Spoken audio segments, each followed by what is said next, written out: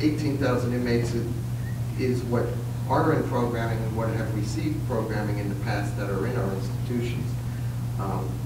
In addition, we offer the programs, as I mentioned, using principles of effective correctional intervention in our violent behavior, our criminal thinking, our sex offense training, our psychiatric and mental health and reentry issue training, and or treatment. What we are looking at, once again, is to give the inmates programming in order to pretty much be paroled. An inmate has to complete its correctional plan and complete the programming in order to be paroled. And it does have an impact, as I mentioned, with the 5% reduction in AOD on recidivism. The next one I want to mention, and here I want to talk about inmate jobs because we're going into some of the areas that talk about inmate jobs.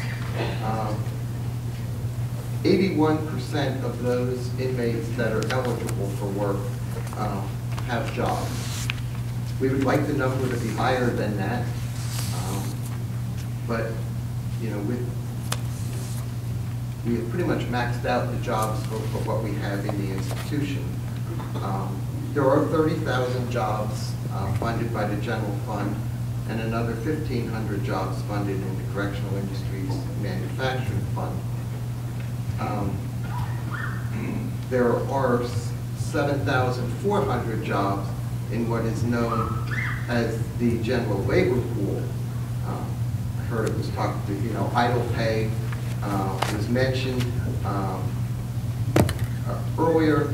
So I just wanted to state what it is, what's expected of someone in the general labor pool, and this goes right from our ADM 816, section 1. And basically, inmates are put into the general labor pool if they are unassigned through no fault of their own. And as part of that labor pool, 1, they must maintain an acceptable level of appearance. They must maintain cleanliness of the living area. They must accept responsibility for work in and around the housing unit. 4, they must comply with their correctional plan. And although this isn't in there, they must accept work if it becomes available. If they do not accept work, they would be discontinued off of this program. We have 7,100 inmates in the system that receive no monies from the Department of Corrections that are either ineligible, unable, or refuse to work. The general labor pool also, an inmate stays on that only for a period of 6 months, of which they are discontinued unless they are extended by the superintendent with notification to the regional deputies. And in some cases in our facilities, like I said, there's not enough jobs to go around, so some of those inmates, you know, do get extended. Back to the slide on correctional industries here. Correctional Industries employs 1,500 inmates. They provide a number of goods and services to the Department of Corrections, which will be shown on the next slides. They need to remain self-sufficient with their sales to pay for the inmates and the labor force, as well as the raw materials used in their mission. One thing we are looking at that is being proposed in the legislature is a private industries enhancement program, which we're supportive of, and that way you could bring private industry operations in here. We could employ a significant number of more inmates. There are a number of other states that do that around the country, but we have not done that in Pennsylvania. It is being considered, and that would be a boon for correctional industries and the employment of inmates in general.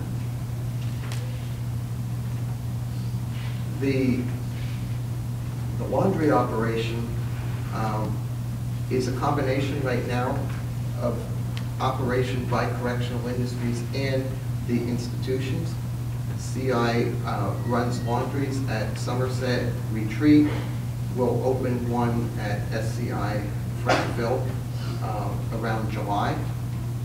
We also believe that this consolidation of laundry services is a good idea, and we are planning to add laundries at the new prisons at Benner and at the replacement facility for Graterford, which is called Eagleview. We do plan to have a laundry there as well. Not only do these CI operations do laundry for the DOC, but they're also doing laundry for some DPW facilities, DMVA facilities, state-funded universities, nonprofit nursing homes.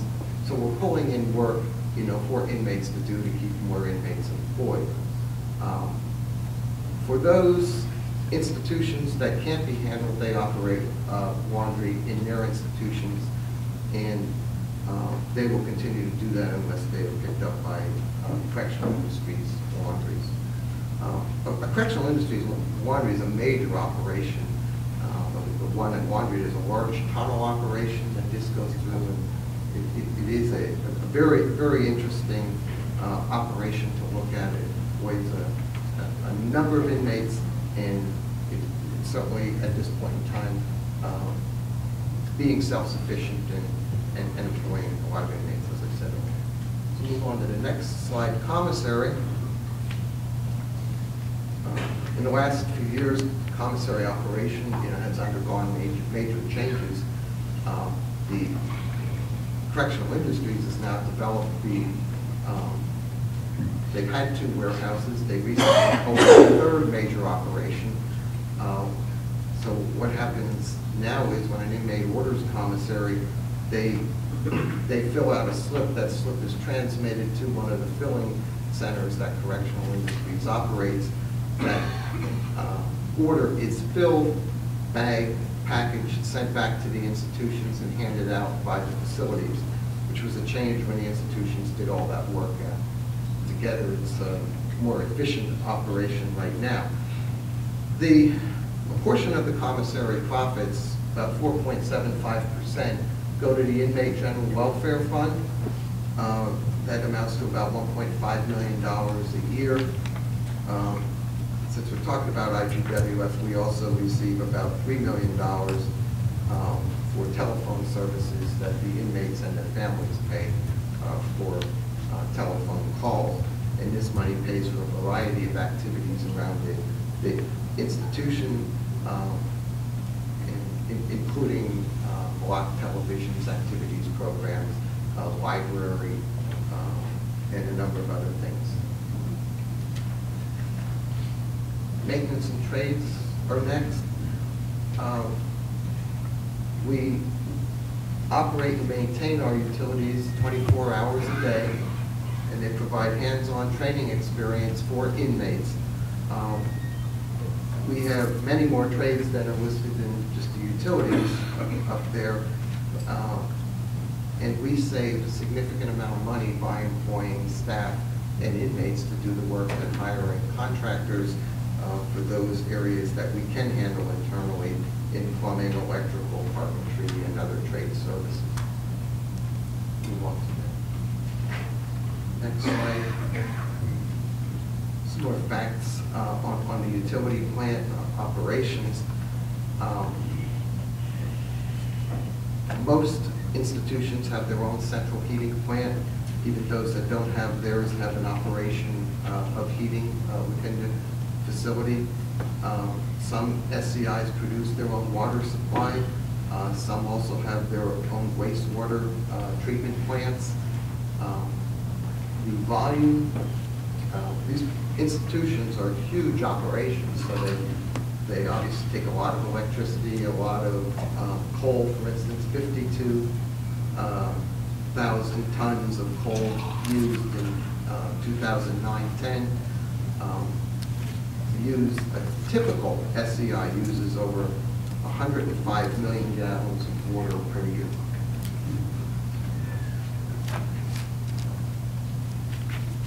Community corrections.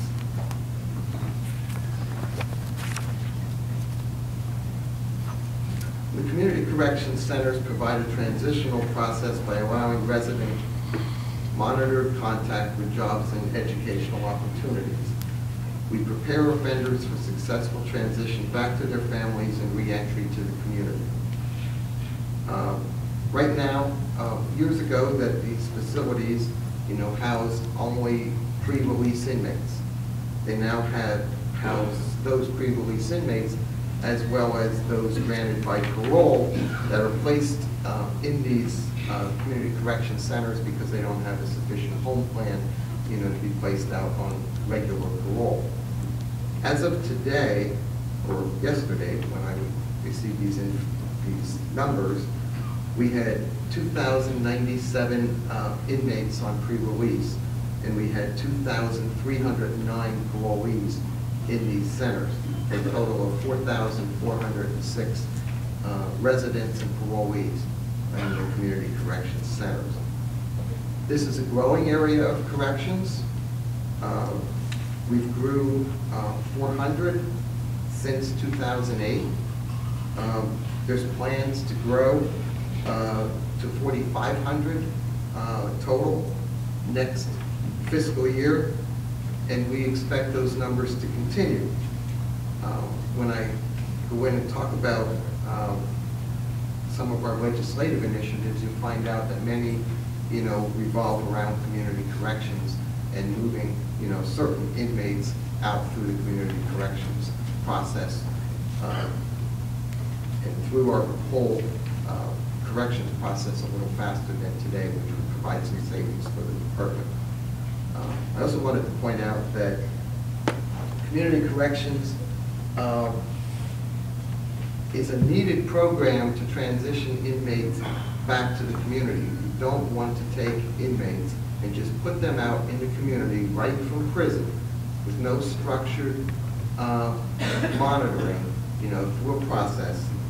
Despite that, we still average over 300 inmates who max out at any one time, because there are some inmates that we just won't put out into community corrections, and so they're going to max out of our prisons.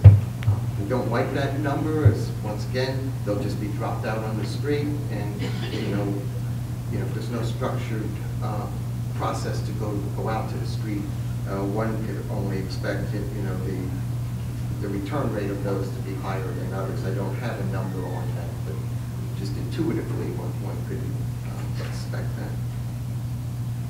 Our inmate population growth. Before reading this or anything else, I just want to say that all these years I've been with the Department of Corrections, in 2010 it was the first year our population went down. Over all those other years, since the prison population boom began approximately in 1980, population, has gone up. As a matter of fact, the bullet on this slide says the population increased 25% from 40,965 in 2004 to 51,231 in 2010. Well, I can take you back further in my career. It started back in the early 80s when the population was about 10,000. Now it's 50,000 plus. So the system has just grown exponentially in 30 years and has continued to grow. It hasn't been just stopped growing, but it has continued to grow. And unfortunately, despite looking at this, in the next slides when we talk about growth, we're going to see it's going to pick up and start growing a little bit again.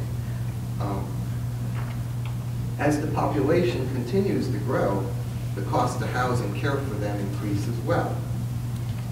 The increase in inmate population has resulted in an increase in the size of the department. Back when I started, we had 9 prisons in the system. It's important to note that the department has increased staffing consistent with the rise in inmate population, and our staff to inmate ratio has remained consistent for the past 15 years.